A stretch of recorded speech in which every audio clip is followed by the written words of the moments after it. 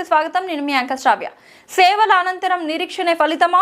బకాయిల కోసం ప్రభుత్వాన్ని వేడుకుంటున్న పోలీసు ఉద్యోగ విరమణ చేసిన ఉద్యోగి. సిద్దిపేట జిల్లా గజ్వేల్. జీవితాంతం ప్రభుత్వ సేవలకు అంకితమైన ఉద్యోగులు పదవి విరమణ అనంతరం గౌరవప్రదమైన జీవనం గడపాల్సిన సమయంలో ఆర్థిక ఇబ్బందులతో పోరాడాల్సిన పరిస్థితి ఏర్పడడం ఆందోళన కలిగిస్తోంది. సిద్దిపేట జిల్లా గజ్వేల్ పట్టణానికి చెందిన రిటైర్డ్ ఎస్ఐ మహమ్మద్ ఇస్మాయిల్ పరిస్థితి ఈ వాస్తవానికి ప్రతిబింబంగా నిలుస్తోంది. సుమారు 37 సంవత్సరాల పాటు పోలీస్ శాఖలో కానిస్టేబుల్ గా ప్రారంభించి ఏఎస్ఐ, ఎస్ఐ హోదాల్లో విధులు నిర్వర్తించిన ఇస్మాయిల్ తన యువకత్వాన్ని విధి నిర్వహణకి అంకితం చేశారు. అయితే పదవి విరమణ అనంతరం ఆయన జీవితం అనూహ్యంగా కష్టాల్లోకి జారింది. కుటుంబ బాధ్యతలు, ఆరోగ్య సమస్యలు పెరుగుతున్న వైద్య ఖర్చులు ఇవి అన్ని కలిపి ఆయన ఆర్థిక స్థితిని దెబ్బతీశాయి. ముఖ్యంగా పదవి విరమణ తర్వాత రావాల్సిన బకాయిలు ఇంకా అందకపోవడం ఆయన వంటి పలువురు మాజీ ఉద్యోగులను సంక్షోభంలోకి నెట్టింది. ప్రభుత్వ సేవ కోసం జీవితాన్ని అంకితం చేశాం. ఇప్పుడు వృద్ధాప్యంలో కనీస భద్రత కోసం ఎదురు చూడాల్సిన పరిస్థితి ఏర్పడింది. నాకు రావాల్సిన బకాయిలు విడుదల చేస్తేనే నా కుటుంబాన్ని నిలబెట్టుకోగలను అని రిటైర్డ్ ఎస్ఐ ఇస్మాయిల్ ఆవేదన వ్యక్తం చేస్తున్నారు.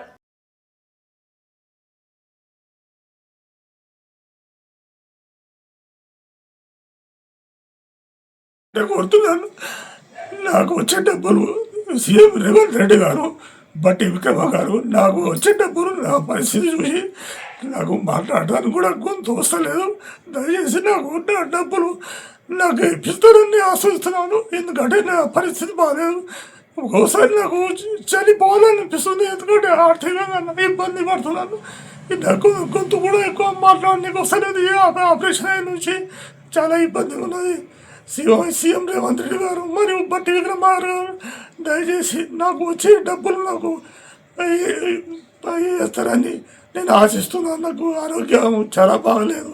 నా యొక్క బాధను అర్థం చేసుకుంటారని నేను ఆశిస్తున్నాను. ఇస్మాయిల్, నేను 1987లో కానిస్టేబుల్గా పోలీసు ఉద్యోగంలో చేరినాను. కానిస్టేబుల్ నుండి ఇప్పుడు ఏఎస్ఐ వరకు డ్యూటీ చేసినాను. నేను 2025 సంవత్సరం ఏప్రిల్లో రిటైర్మెంట్ అయినాను. నా ఆరోగ్యము బాగలేదు ప్రస్తుతము. గవర్నమెంట్ నుంచి వచ్చే డబ్బులు కూడా నాకు ఎలాంటి డబ్బులు వస్తలేవు. నాకు 3 ఆడపిల్లలు. నా భార్య కూడా షుగర్ పేషెంట్ ఉన్నది. ఆమెకు కూడా ఆరోగ్య పరిస్థితి బాగలేదు. ఆమె కూడా 2 సార్లు లంగ్స్ ప్రాబ్లం అయినాయి. కిమ్స్ హాస్పిటల్లో కూడా ట్రీట్మెంట్ చేసినాము. 5-6 లక్షలు ఖర్చు అయింది. నాకు కూడా ప్రస్తుతం ఆరోగ్యం బాగలేదు. నాకు కూడా కిమ్స్ హాస్పిటల్లో సర్జరీ అయింది. గొంతు కూడా సర్జరీ అయింది. చాలా ఇబ్బందులు ఉన్నాను. నాకు గవర్నమెంట్ నుంచి వచ్చే డబ్బులు కూడా ఎలాంటి డబ్బులు కూడా నాకు రాలేదు. మేము దాచుకున్న డబ్బులు కానీ ఒక్క రూపాయి కూడా ఇంతవరకు కూడా గవర్నమెంట్ ఇవ్వలేదు. నాకు చాలా ఆరోగ్యం బాగలేక దీనస్థితిలో ఉన్నాను. గవర్నమెంట్ నుంచి వచ్చే డబ్బులు ఏం రాలేదు. ప్రస్తుతం నాకు ఆరోగ్యం చాలా ఇబ్బందిగా ఉన్నది. నేను లేవలేని పరిస్థితుల్లో నాకు వెనక ముందు ఎవరు లేరు. నాకు 3 ఆడపిల్లలే. చాలా ఇబ్బందికరంగా ఉన్నది. నాకు దాదాపు 15-20 లక్షల రూపాయలు ఖర్చు అయింది.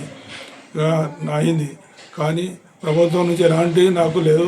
నేను దాచుకున్న డబ్బులు జీపీఎఫ్ కానీ, ఈఎల్ కానీ, కమిటేషన్ కానీ, గ్రాడ్యుటీ కానీ అలాంటి పైసలు కూడా అసలు ఏ ఒక్క రూపాయి కూడా రాలేదు.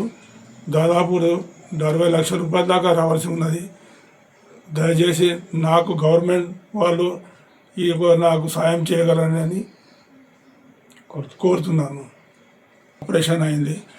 ఇక్కడ C6-C7 అనే గొంతు కాడ అయినా కానీ ఇప్పటికి కూడా నాకు మాట వస్తలేదు. ఎన్ని రోజులు సార్ ఆపరేషన్ అయ్యి దాదాపు నాకు 2 నెలలు అవుతుంది. డిసెంబర్ 23 తారీఖు ఆపరేషన్ అయింది.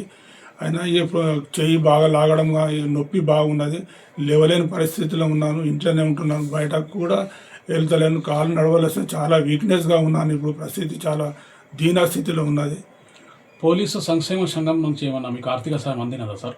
మాకు పోలీస్ సహకారం నుంచి కూడా ఎలాంటి సహకారం కూడా ఏమీ అందలేదు సార్. నాకు మీరు ఏం కోరుకుంటున్నారు ప్రభుత్వం నుండి? ప్రభుత్వం నుండి నాకు వచ్చే బెనిఫిట్స్ ఏవైతే ఉన్నాయో, నేను రిటైర్మెంట్ అయినా గవర్నమెంట్కు 38 సంవత్సరాలు సేవ చేసినాను. కానిస్టేబుల్ నుండి ఎస్ఏ వరకు నేను 38 సంవత్సరాలు నేను సర్వీసు పూర్తి చేసిన, ప్రజాసేవ చేసినాను. నా సేవ చేసినందుకు గాను కనీసం హాస్పిటల్లో చూసుకున్నంత వీలు లేకుండా అయిపోయింది. అంత ఆర్థికంగా వెనుకబడి ఉన్నాను. దాదాపు ఖర్చులు చాలా ఎక్కువ అయిపోయినాయి. ఇక లేవలేని పరిస్థితిలో ఉన్నాను. ఇప్పుడు నడవలేని పరిస్థితిలో కూడా ఉన్నాను. నేను అంత దీన స్థితిలో ఉన్నాను. కనుక నా గవర్నమెంట్ నుంచి నాకు వచ్చే డబ్బులు, నాకు వచ్చే బెనిఫిట్స్ ఏవైతే ఉన్నాయో అది నా తొందరగా ఇప్పిస్తారని నేను ఆశిస్తున్నాను.